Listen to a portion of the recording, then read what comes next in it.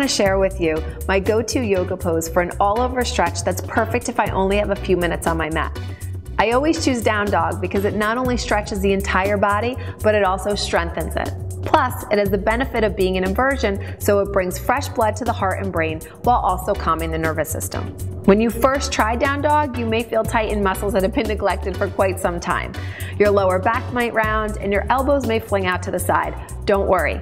With practice, you'll love the sensation of adjusting your body into this pose, eventually settling into it just as you would child's pose. First, I'll show you a beginner option and then an advanced option if you've been a practitioner for a while. So starting in tabletop, you want to make sure that you're pressing all four corners of your palms down into the floor.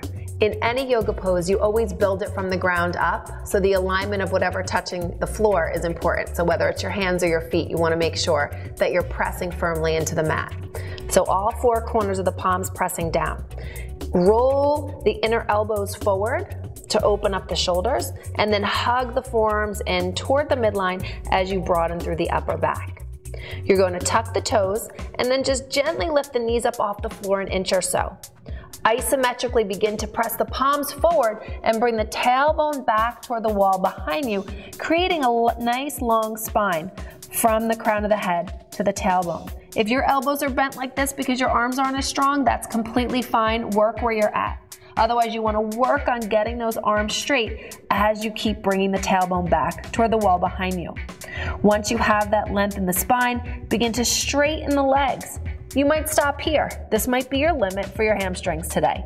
I can straighten my legs a little bit more, so I'm going to show you. You start to press the front of the thighs into the back of the thighs, eventually moving the heels down toward the floor. They don't have to touch. They might never touch. It doesn't matter. You just want to feel a nice long stretch in the hamstrings.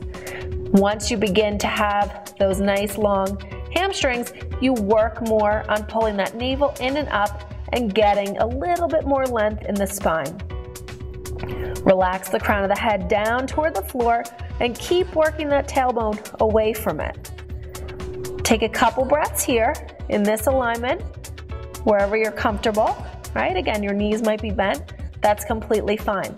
If you want to go further, press all four corners of the palms down, steady on your left leg, and then inhale that right leg back behind you, rolling the thigh in and up so that the toes face down toward the floor and the hips stay even. This is a more advanced version of the pose, so work on the beginner version first before you do this. Then you could take a couple breaths here, and then lower that right foot down, keep that alignment, pressing the palms forward, and reach that left leg back, rolling the thigh in and up as you extend back through the heel. Make sure there's no tension in the neck. You want to shake the head yes and shake the head no, just to release any tension there. Good. And then lower that leg down. Take another deep breath in, fill up.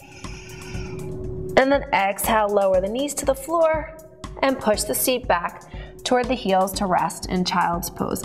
Anytime you're inverted, you always want to rest in child's pose when you're done. So again, your seat might not reach your heels. You might be more up here, and that's fine.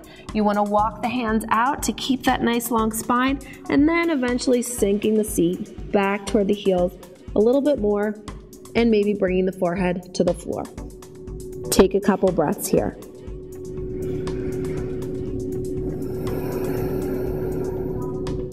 I hope you enjoyed exploring my favorite go-to pose. For more alignment instruction and information on all 8 limbs of yoga, check out my website, zenstrength.com.